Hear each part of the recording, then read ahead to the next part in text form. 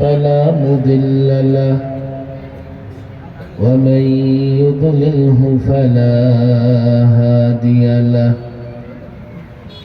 ونشهد أن لا إله إلا الله وحده لا شريك له ونشهد أن محمدا عبده ورسوله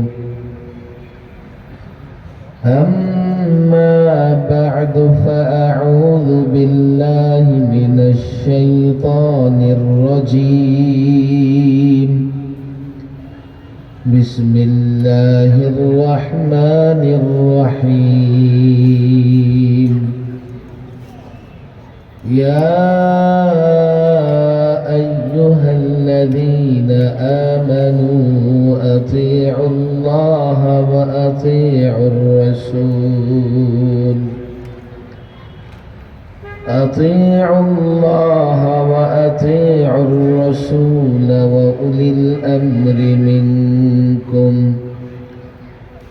صدق الله مولانا العظيم وصدق رسوله النبي الكريم ونحن على ذلك من الشاهدين والشاكرين والحمد لله رب العالمين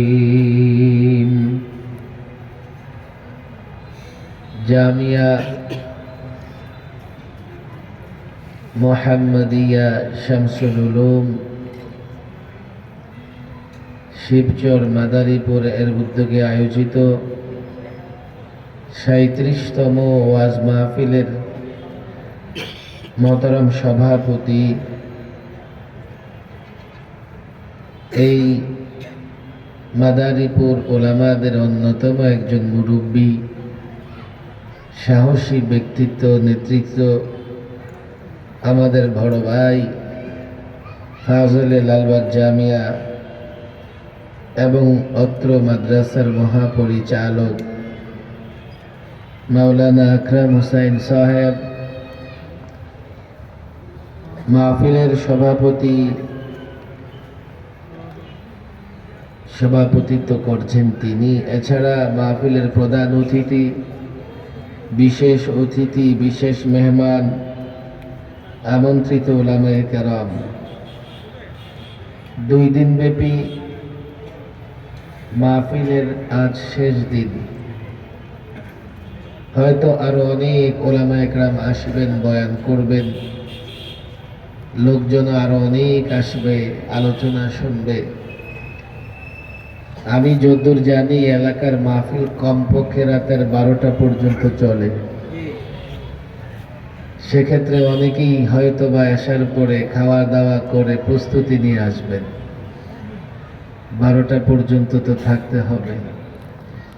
তারপরেও সন্ধ্যার পরেই এত লোকজনের উপস্থিতি, আমার মনে হয় মাঠে বসে গেলে এমন 2-4টা মাঠ ভরে যেত।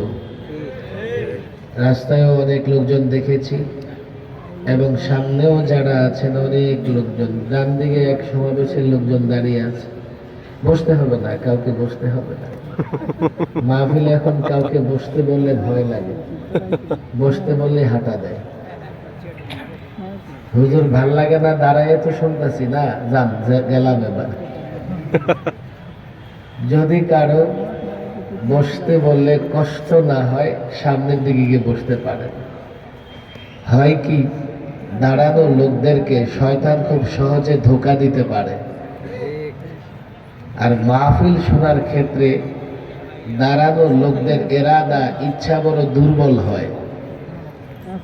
মনে মনে ভাবে কণ্ঠস্বর ভালো হলে শুনবো, বক্তা ভাইরাল হলে দেখবো, জনতা উত্তেজিত হলে দাঁড়ায় থাকবো। নানা রকমের ইরাদা থাকে। কাউকে আমি বসতে কিন্তু বলবো না, বসতে বলি নাই কিন্তু। আমাদের এক উস্তাদ বলতেন 18 বছর বাচ্চারে মা কোলে নিয়ে লোকমা দিয়ে খাওয়াইতেছে। তো লোকেরা বলে, কি তামাশা শুরু করছো? এত বড় বাচ্চারে কেউ লোকমা দিয়া খাওয়ায় করে ভাইরে, তারপরেও তো বাচ্চাটা খায়, না খাইলে আমি কি করতাম? মাহফিলের লোকজন যারা আছে দাঁড়িয়ে থেকে তারপরে তো মাহফিলে আসে, না আসলে আপনি কি করতেন? আপনাদের এই মাদারীপুরে শরীয়তপুরে এত শরীয়তলা লোক আছে, এত টাইপের লোকজন আছে, আজকে এখানে যদি ফাইটা যায় টাইপের কাউকে ডাকা হতো তো পুরো শিবচর অচল হয়ে যেত। বিশেষ করে চরাঞ্চল, শিবচর মানে শিবের চর।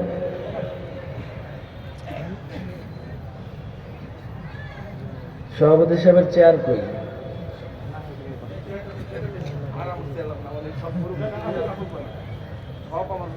আচ্ছা বসে। বলে সৈয়দুন্নাস খান আসছেন। নেতা হতে হলে জনগণের খাদেম হওয়া লাগে, কথা ঠিক না বেঠিক? নেতা হতে হলে জনগণের সাথেই উঠা বসা করা লাগে। মাওলানা আকরাম সাহেব শুধু একজন আলেম, একজন পীর নন, ইনি জনগণের। ডিস্টার্ব শেষ হয়েছে দেখ, আর প্রয়োজন আছে? এমনি এখন আজান দিয়ে দেবে।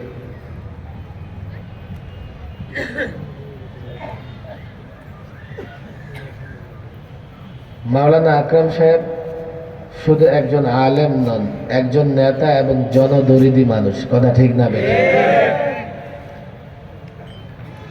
আমি যদ্দূর জানি এলাকার নানা মানুষের, নানা দলের, নানা মানুষের উপকারে এখান থেকে প্রায় ঢাকা যান, প্রায় মানুষের নানা কাজে তিনি লাগেন। নেতা সবসময় জনগণের সাথেই থাকে।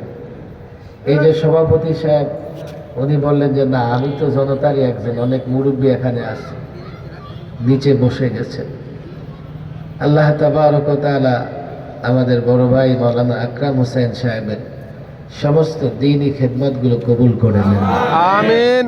আরো যত ওলামা একরাম এখানে আছেন, মাদারীপুরে অনেক আলেম আছেন, অনেক ত্যাগী আলেমও আছেন, সাহসী আলেমও আছেন। না হলে এই মাদারীপুরে যেইভাবে ভণ্ডদের পাল্লা বাড়ি, সাহসী আলেম না থাকলে এই মাদারীপুরে ইসলাম হেফাজত করা যেত না।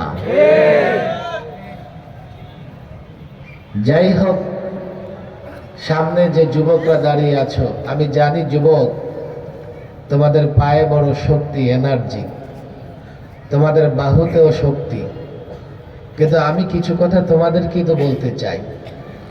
যদি শয়তান তোমাদের কাবু করে ফেলে তো আমার কথা তোমরা কি করে শুনবা? আমি বলি না, আমি যুবকদের প্রায় বলি আমার কথা মানার দরকার নাই, শুধু শোনো শোনো। আমি যদি তোমার কল্যাণে কথা বলি, আমি যদি তোমার উপকারের কথা বলি, তো তুমি সিদ্ধান্ত নিবে আমার কথা মানবে কি মানবে না। অনেকে বলে হুজুর ওয়াজ শুনে কি হবে, আমি তো আমল করি না। ওয়াজ শুনলে সওয়াব আছে, আছে না নাই? আমল করলে ডবল সওয়াব। এটা শয়তানের ধোঁকা। শয়তানের ধোঁকা হচ্ছে এই তুই তো আমল করস না, নামাজ পড়স না, ওয়াজ শুনে কি করবি? দ্বীনি আলোচনা শুনলেই সওয়াব। হ্যাঁ, সেই আলোচনা থেকে উপকৃত হতে হলে আমল করতে হবে, সেটাও একটা জরুরি বিষয়। এই জন্য আমি যে যুবকদের দেখতে পাচ্ছি, আমি শক্তিশালী যুবকদের আরো শক্তিশালী দেখতে চাই। শয়তানকে পরাজিত করে তোমরা প্যান্ডেলের নিচে চলে আসো। শিব চোরের যুবক, আমি যে কথা বলছিলাম, এক তো চর, আবার হচ্ছে শিব। শিব আর চরে মিলে হয়ে গেছে শিব চোর। তাতেই বোঝা যায় আপনাদের পূর্বপুরুষরা কি ছিলেন। ঝামেলা আছে নাকি আগে থেকে? ঝামেলা আছে, দেখছেন? হ্যাঁ, এই এলাকার নাম ছিল বোরহানগঞ্জ। কি গঞ্জ? বোরহানউদ্দিন রহমাতুল্লাহ আলাইহির নামে, এখন হয়ে গেছে শিবগঞ্জ। আপনারা এটারে আবার বোরহানগঞ্জ বানাই দিবেন, রাজি আছেন তো ইনশাআল্লাহ? আরে ভাই, ঢাকা এয়ারপোর্ট সহ নানা স্থাপনার নাম, যে নাম পরিবর্তন করলে শত কোটি টাকা খরচ হয়, এমন নামও তো আমরা বাংলাদেশে পরিবর্তন হতে দেখি। একটা থানার নাম পরিবর্তন করলে আর তত কি খরচ হবে? এর জন্য আমি যুবকদের বলি, সব জায়গায় আলেমদের কেন মেহনত করতে হবে, লড়াই করতে হবে? কিছু মেহনত আমাদের যুবকরা করবে, কথা ঠিক না ঠিক? এই যুবকদেরকেও আপনাদের পাশাপাশি রাখবেন। আয়েশার আজান হয়ে যাবে, লম্বা বক্তৃতা সম্ভব নয়। কোরআনে কারীমের সূরাতুন নিসার 59 নম্বর আয়াতের অংশ বিশেষ তেলাওয়াত করেছি আমি মনে করি বর্তমানে প্রেক্ষাপটে এই আয়াতের অনুবাদ এবং সামান্য একটু তাফসির আমাদের সামনে থাকা উচিত। ওলামাদের জন্য আমার উপদেশ নয়, আমার কোনো নসিহত নয়, ওলামাদের সঙ্গে আমি তাকরার করে যাচ্ছি। ছাত্রদের জন্য এটা সবক হিসেবে, ছাত্ররা আমার এই কথাগুলো সবক হিসেবে দিতে পারে। সাধারণ যুবক যারা, সাধারণ মুসল্লি, আপনাদের জন্য নসিহা। এই আয়াত আল্লাহ তাবারক ওয়া তাআলা মুসলমান কিয়ামত পর্যন্ত পারস্পরিক সম্পর্ক রেখে, ঝগড়াঝাটি না করে, মারামারি না করে কিয়ামত পর্যন্ত মুসলমান কি করে চলবে, এর একটা দিক নির্দেশনা এই আয়াতে দেওয়া হয়েছে। যদি শুধুমাত্র অনুবাদটা বুঝেন, তাতে আপনারা বুঝে যাবেন। শুধুমাত্র অনুবাদটা শুনলেই আপনাদের বুঝে আসবে যে কিয়ামত পর্যন্ত মুসলমানদের মধ্যে আপোষে মিল মহব্বত থাকবার জন্যে, আপোষে ভ্রাতৃত্ববোধ বজায় রাখবার জন্যে এই যুবকদের ভেতরে পরস্পরে যাতে মারামারি না হয়, কাটাকাটি না হয়, রাজনৈতিক মারামারি হোক, সামাজিক মারামারি হোক, কিংবা তাবলিগ জামাত নিয়ে মারামারি হোক, এই মারামারি যে না হয় সেই জন্য আল্লাহ একটা গাইডলাইন, একটা দিক নির্দেশনা এই আয়াতে দিয়ে দিয়েছেন। লম্বা তাফসির করলে 2 ঘন্টায় শেষ হবে না, শুধুমাত্র অনুবাদটা মনে রাখবার চেষ্টা করবেন। আল্লাহ তাবারক ওয়া তাআলা কি বলে দিয়েছেন আমাদেরকে, ইয়া আইয়ুহাল্লাযীনা আমানু, ওহে ঈমানদারেরা, ওরে ঈমান ওয়ালারা, যারা ঈমান এনেছো, তোমরা ও মুমিন মুমিনা, তোমাদের বলছি, তোমরা শোনো শোনো শোনো। কি শুনবে? আতিউল্লাহ, আল্লাহর গোলামি করো, আল্লাহর দাসত্ব করো। আল্লাহর গোলামি এবং দাসত্ব করো।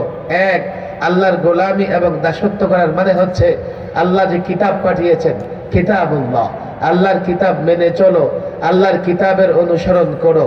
এক।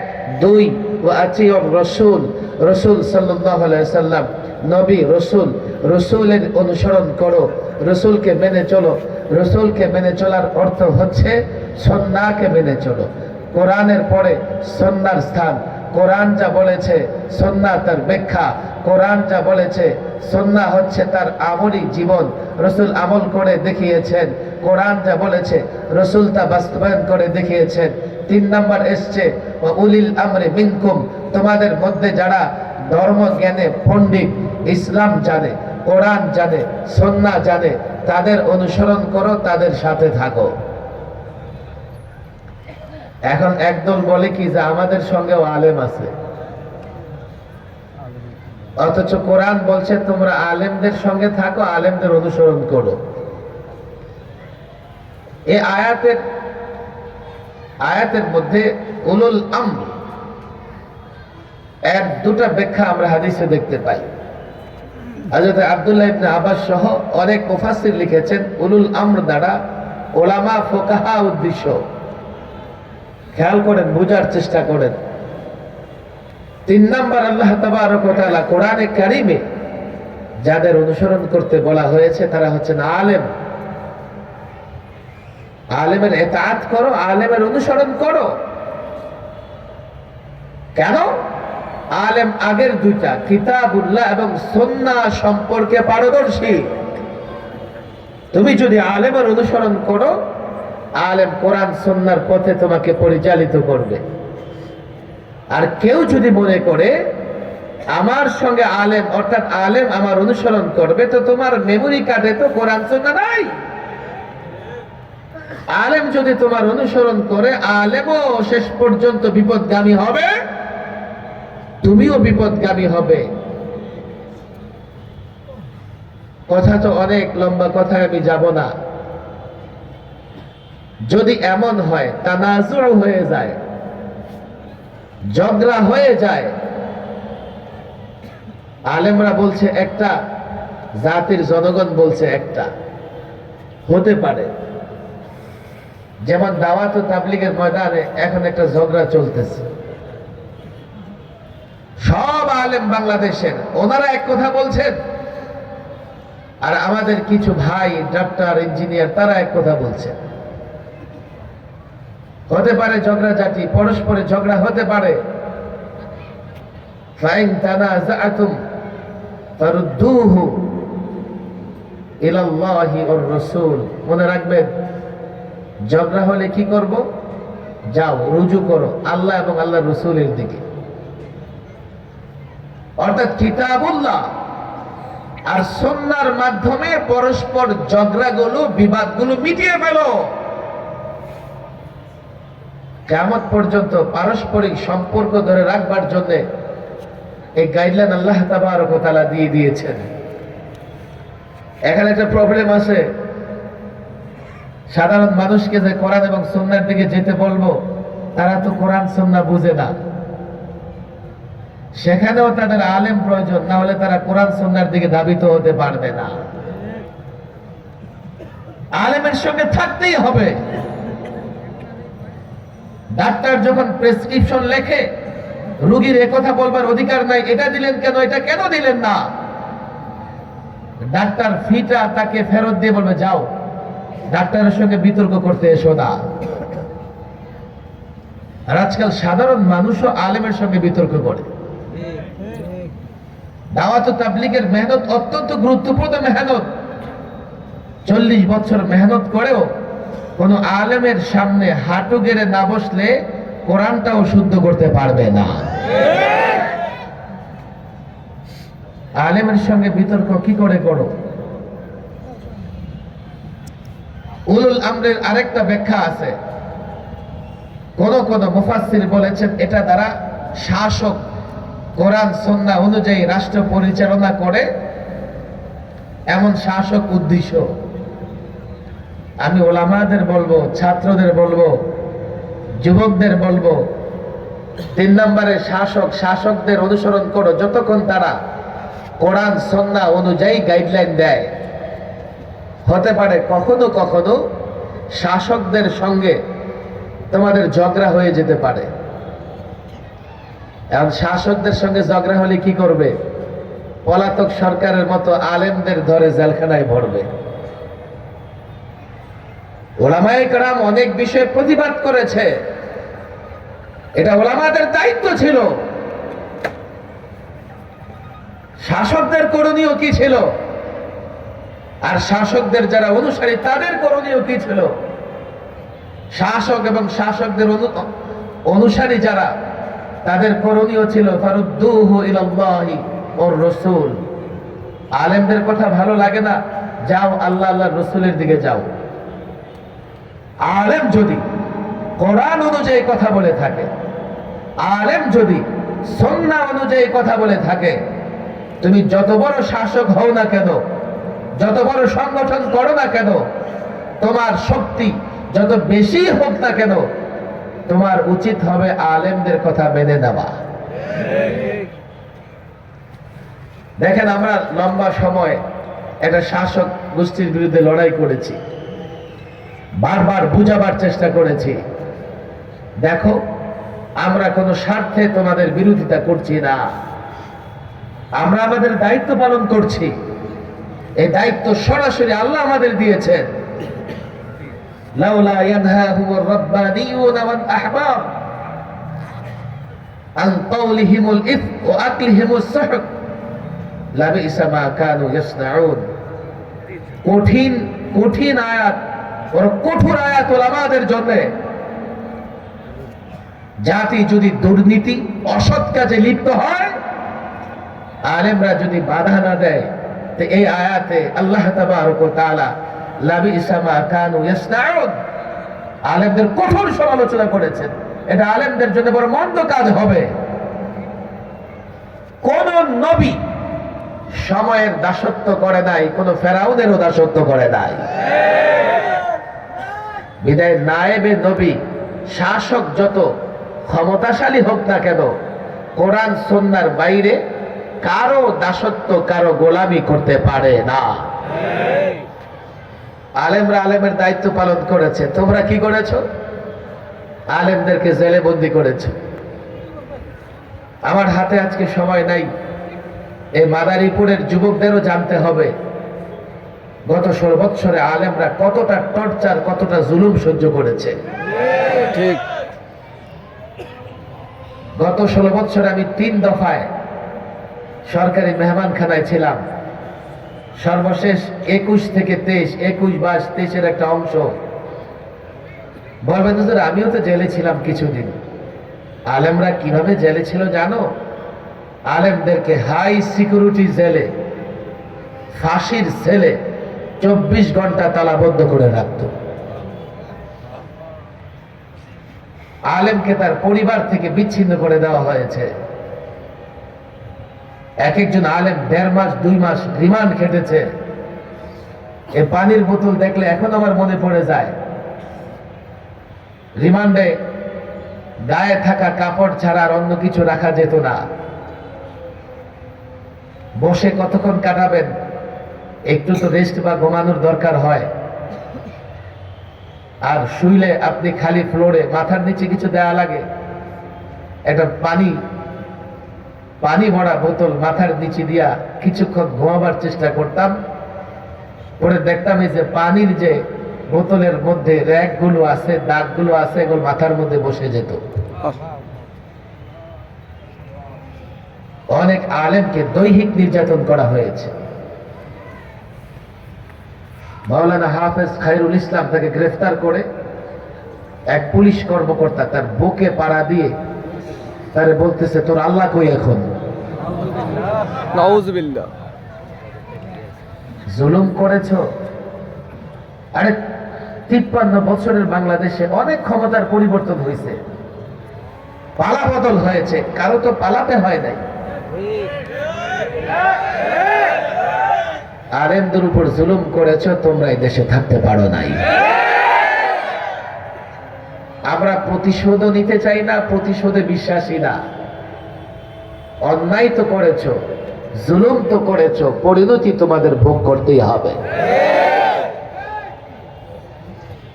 অনেক কথা ওলামায়ে কেরামের এটা দায়িত্ব। আমি যখন স্কুল কলেজের সিলেবাস নিয়ে কথা বলি, আমাকে এক সাংবাদিক জিজ্ঞেস করে, হুজুর আপনাদের মাদ্রাসার সিলেবাস নিয়ে তো আমরা কথা বলি না, আপনি কেন স্কুলের সিলেবাস নিয়ে কথা বলেন? আমি বললাম, আমি এই জন্যই বলি, জনগণ আমাকে দায়িত্ব দিয়েছে। বলে, কোন নির্বাচনে আপনি দায়িত্ব পেয়েছেন? কোন ইলেকশনে আপনি জিতে জনগণের ম্যান্ডেট সংরক্ষণ করেন? আমি বললাম, ইলেকশন তো তখন হয় যখন প্রতিদ্বন্দ্বী থাকে, প্রতিদ্বন্দ্বী না থাকলে আগেই পাশ হয়ে যায়। আরে তো তোমরা ভালো জানো, গত 2টা নির্বাচন এমন বহু কলা গাছ এমপি হয়ে গেছে, বহুত গাঁজাখোর ইয়াবাখোর চেয়ারম্যান হয়ে গেছে।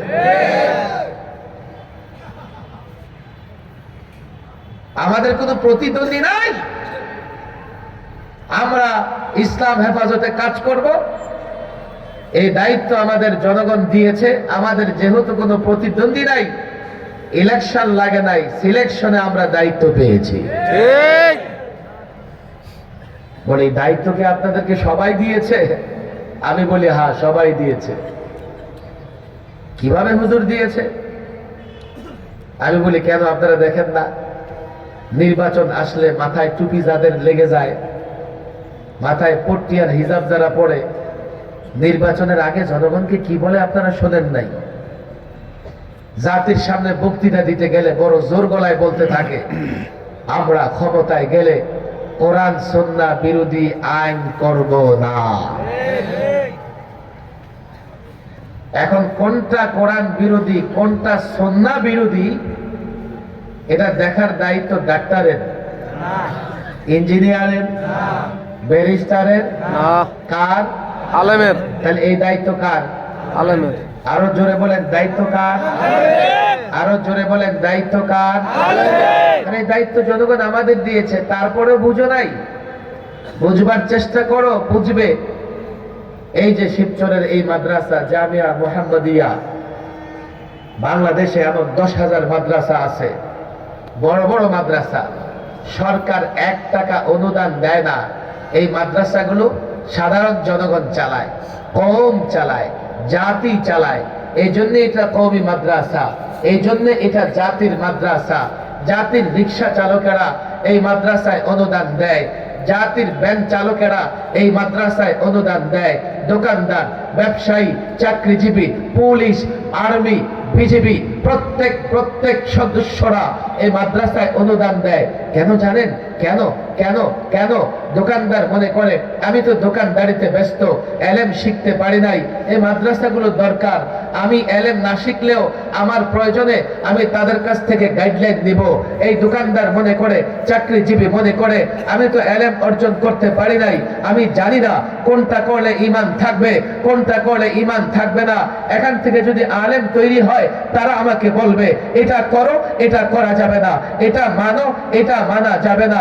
এর মানে কি? মাদ্রাসা থেকে আলেম তৈরি হবে, মাদ্রাসা থেকে মুফতি তৈরি হবে, মাদ্রাসা থেকে মুহাদ্দিস তৈরি হবে। তারা দ্বীনের দায়িত্ব পালন করবে, তারা ঈমান হেফাজতের দায়িত্ব পালন করবে, তারা আমল হেফাজতের দায়িত্ব পালন করবে। এই জন্যই তো জনগণ এই মাদ্রাসাগুলো পরিচালনা করে। আর এই জন্যই আমরা বলি তারা মাদ্রাসা পরিচালনা করে, আমাকে আলেম বানিয়ে এই দায়িত্ব দিয়েছে, ইসলাম হেফাজতে কাজ করবে, এই দায়িত্ব দিয়েছে ঈমান হেফাজতে কাজ করবে, এই দায়িত্ব দিয়েছে আমল হেফাজতে কাজ করবে। আমি তো পরিষ্কার বলি, মাদ্রাসার সিলেবাসে হোক আর স্কুলের সিলেবাসে হোক, ও লেভেল হোক, এ লেভেল হোক, কলেজ হোক, ইউনিভার্সিটি হোক, ব্যক্তি প্রতিষ্ঠান হোক, পাবলিক প্রতিষ্ঠান হোক, কল কারখানা, ইন্ডাস্ট্রি, বাংলাদেশের সীমানায় যেখানে যেথায় যে বা যারা ইসলামে আঘাত করবে, কোরআন সুন্নাহয় আঘাত করবে, এমন কোন কাজ করবে মানুষের ঈমান ধ্বংস হবে, এমন কোন পাঠ্যক্রম সিলেবাস বানাবে, স্কুল কলেজের 2 কোটি শিক্ষার্থীর ঈমান ক্ষতিগ্রস্ত হবে, তারা পত্তলিক হবে, এর বিরুদ্ধে কথা বলার দায়িত্ব আমার আলেমদের, মাদ্রাসার ছাত্রের, এই মাদ্রাসাওয়ালাদের এই দায়িত্ব জাতি দিয়েছে। আল্লাহর কসম, নারাজ হও, অসন্তুষ্ট হও, জেলে ভরো, ফাঁসি দাও, জীবন থাকতে এই দেহে রক্ত প্রবাহিত হবে যখন ইসলাম মুসলমানের বিরুদ্ধে কোন ষড়যন্ত্র বরদাস্ত করা হবে না।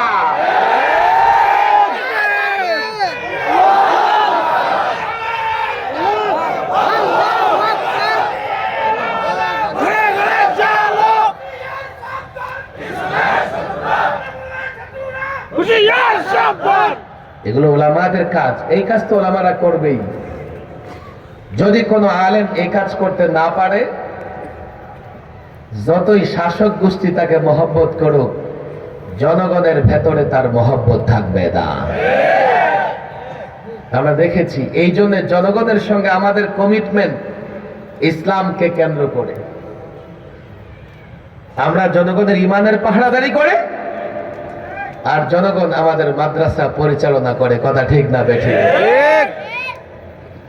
আয়াতের উপরে আমি কথা বলে শেষ করে দিচ্ছি। দেখেন, যদি মুসলমানদের পারস্পরিক ঝগড়া হয়, তখন মুসলমানেরা কোরআন এবং সুন্নাহ দিয়ে সমাধান করবে। আমি আমার একাতি ভাইদের বলি, দেখো ভাই, কাকরাইলের মুরব্বী মোতাওয়াল্লি জুবায়ের সাহেব, মসজিদ মাদ্রাসার যিনি মোতাওয়াল্লি হয়, তার কথার একটা গুরুত্ব আছে। তোমরা জুবায়ের সাহেবের কথা মেনে তার সঙ্গে কাজ করো। যদি বলো যে মানি না,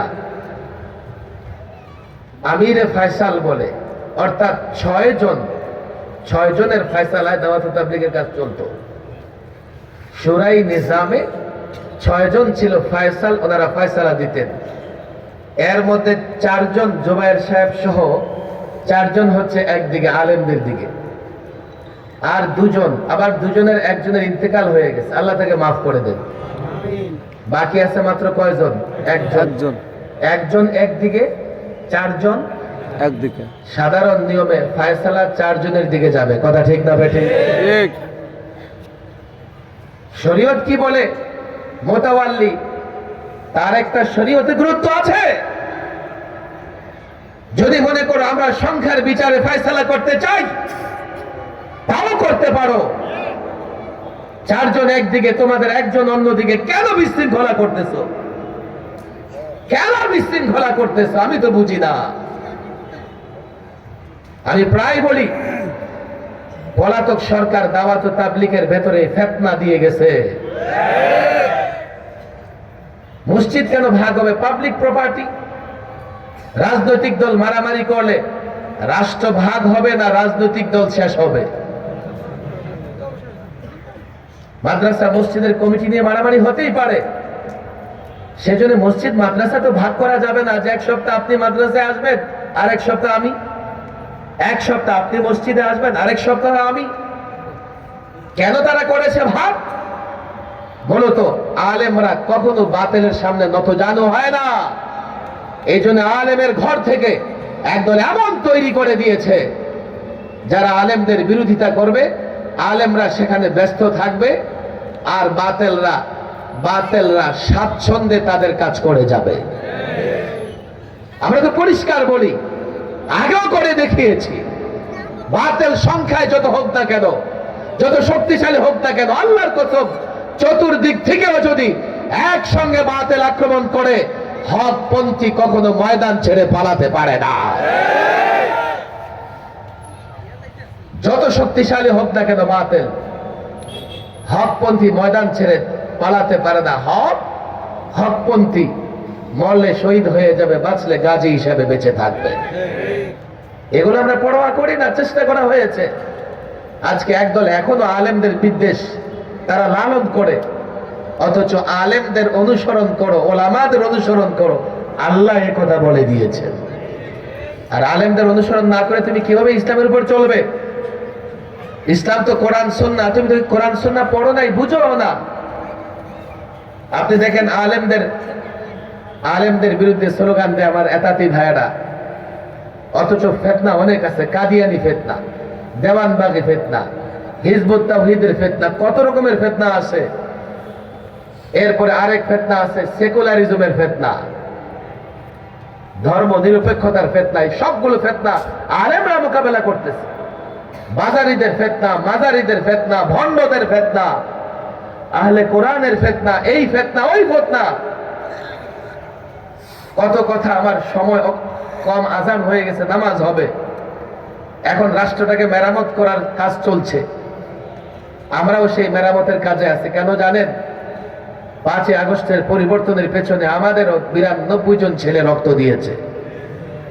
আমরা বলেছি আমরা মালিক বা কর্মচারী, তোমরা মালিক এমন নও। এই বাগান মেরামতে আমরা রক্ত দিয়েছি, এখন বাগানের পাহারাদারিও আমরা করব। কত বিষয় নিয়ে কাজ করতে হচ্ছে।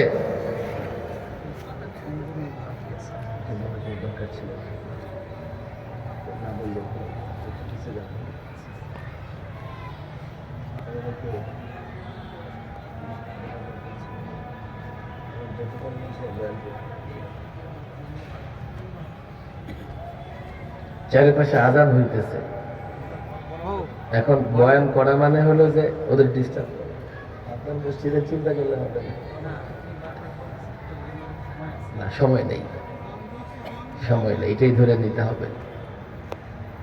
মুসলিমদের ভিতরে নামাজের তারাস। কি বলছিলাম যেন? রাষ্ট্র মেরামতের বড় কাজ হলো সংবিধান সংস্কার করা। কথা ঠিক না বেঠিক? বাংলাদেশের সংবিধানে 32 বছর 2টা বিষয় ছিল। আপনাদের কষ্ট হচ্ছে?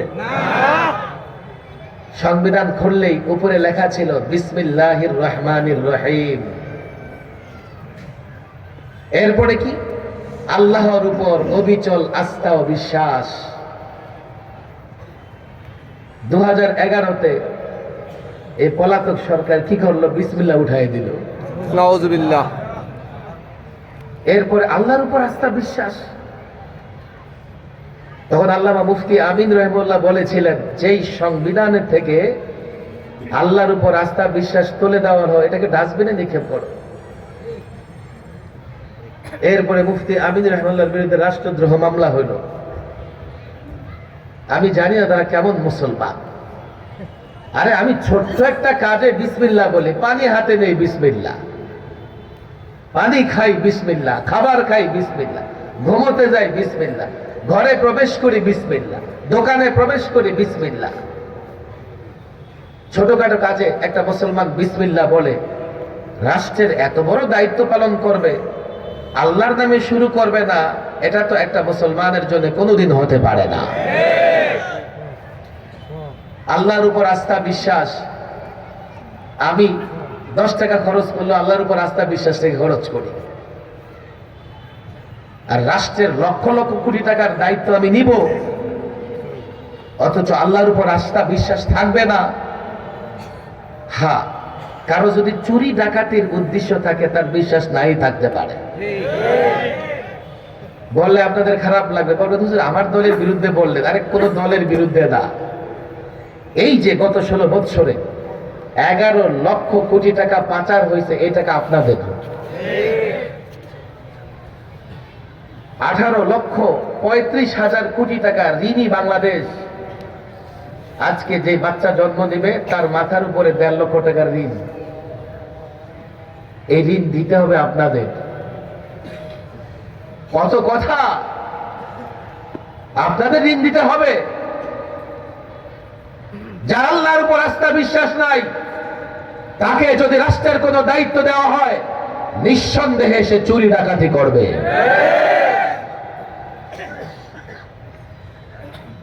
এগারোতে সংবিধান সংশোধন করলো এক মালাউনকে দিয়া,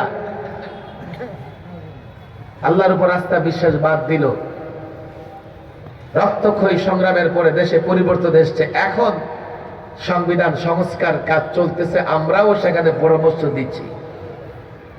আমাদের বড় কোনো দাবি নেই, আমরা বলি না আমাকে উপদেষ্টা বানান, আমাকে দায়িত্ব দেন কোথাও সরকারি। আল্লাহর কসম, একজন আলেমকে আল্লাহ এতটা সম্মান দিয়েছে, 10টা উপদেষ্টার এত সম্মান নাই।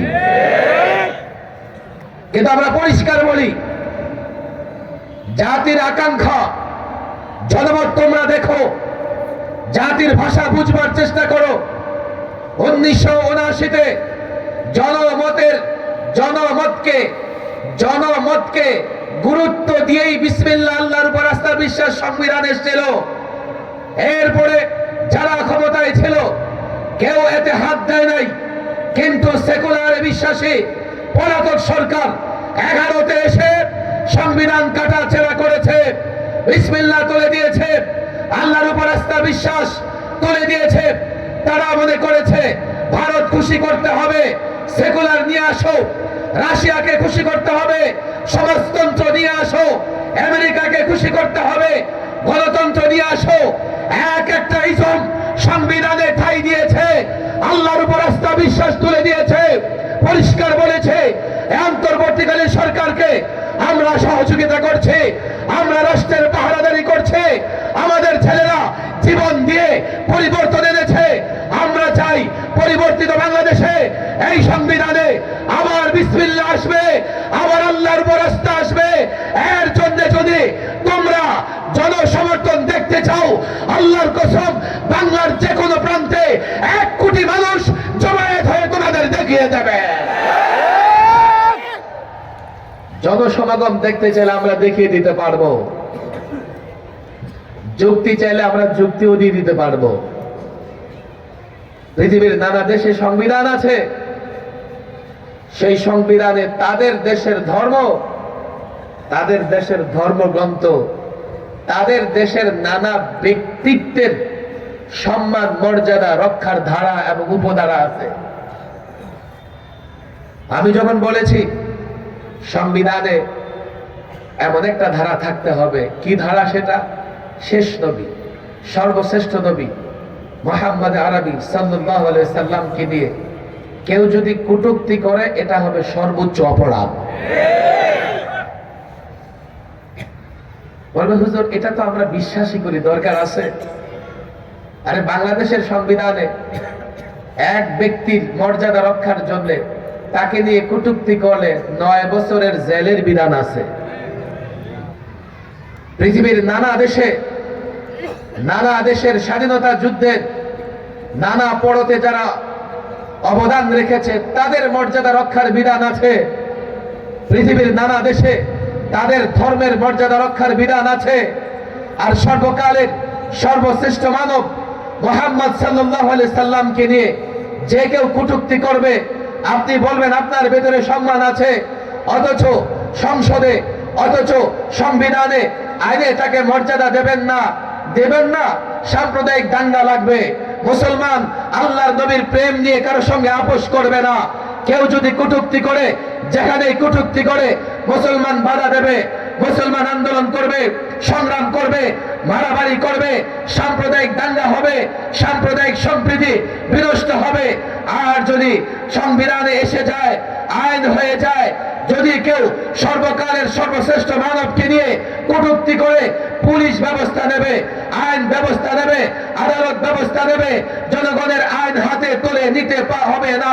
আমি তো বলি এটাই সময়ের দাবি, এটাই যুক্তির দাবি। যদি মনে করো তোমাদের বুঝে আসে না, তোমরা তা করতে পারবে না, আল্লাহর কসম করে বলি, এই মুসলমান আল্লাহর পয়গম্বর মুহাম্মদ আরবীকে এতটাই ভালোবাসে, এতটাই মহব্বত করে, এতটাই মর্যাদা দেয়, এতটাই সম্মান দেয়, বুকের তাজা রক্ত দিয়ে হলেও আল্লাহর নবীর ইজ্জত এই মুসলমান রক্ষা করবে। মুসলমানদের ভাষা বুঝবার চেষ্টা করো, খামখেয়ালি মনে করো না। ইসলাম অসাম্প্রদায়িক ধর্ম, ইসলাম কোন সাম্প্রদায়িক ধর্ম নয়। অনেকে মনে করে ইসলাম আপনারা মৌলভী সাহেবরা আসলে হিন্দু, বৌদ্ধ, খ্রিস্টান কষ্টে থাকবেন। না, 53 বছর যেমন ছিল ইসলাম, মুসলমান, প্রকৃত মুসলমান মৌলভী সাহেবরা ক্ষমতায় গেলে 53 বছরে যেমন ছিল তার চাইতে ভালো থাকবে। এটা আমরা দেখিয়ে দিয়েছি 5ই আগস্টে। পুলিশ নাই, থানা খালি, অনেক থানায় আগুন জ্বলতেছে। একটা দল চেয়েছিল সংখ্যালঘুদের উপর আক্রমণ করে রাজনৈতিক ফায়দা নিতে। এই টুপি দাড়িওয়ালা মাদ্রাসার ছাত্ররা প্রত্যেকটা সংখ্যালঘু সম্প্রদায়ের উপাসনালয় পাহারা দিয়া, সুরক্ষা দিয়া দেখিয়ে দিয়েছে ইসলাম এবং প্রকৃত মুসলমানদের হাতে সব অমুসলিম ধর্মের লোকেরা নিরাপদ। এগুলো বলে প্রপাগান্ডা চালিয়ে কিচ্ছু হবে না। আমি দুটা কথা মৌলিক বলেছি, ওলামাদের সঙ্গে থাকবো তো ইনশাআল্লাহ? হাত তুলে পাক্কা ওয়াদা করেন, ওলামাদের সঙ্গে থাকবো তো ইনশাআল্লাহ? যদি ঝগড়া হয় ওলামাদের সঙ্গে কিতাবুল্লাহ এবং সুন্নাহ, আল্লাহ রসুলের বিধান দিয়ে সমাধান করবো তো ইনশাআল্লাহ? না আলেমদের সঙ্গে ঝগড়া হলে দল করার কারণে দল যদি কুফুরের দিকে যায়, আমিও সেদিকে যাব। বুঝে শুনে ওয়াদা করেন, যুবকরা বুঝে শুনে ওয়াদা করো। আলেমরা যদি সঠিক বলে আলেমদের সঙ্গে থাকবে তো ইনশাআল্লাহ? না দলের প্রেমে, নেতার প্রেমে আলেমের মাথায় বাড়ি দিবা? দলের প্রেমে, নেতার প্রেমে মাদ্রাসা আক্রমণ করবা? দলের প্রেমে, নেতার প্রেমে আলেমের বিরুদ্ধে বলবা? জামাতে আলেম, জামাতে ওলামা, ওলামাদের জামাত যেদিকে আছে থাকবো তো ইনশাআল্লাহ? আল্লাহ তাবারক ওয়া তাআলা তৌফিক দান করুন। ওয়া মা তাওফীকি ইল্লা বিল্লাহ ওয়া মা আলাইনা ইল্লাল বালাগ।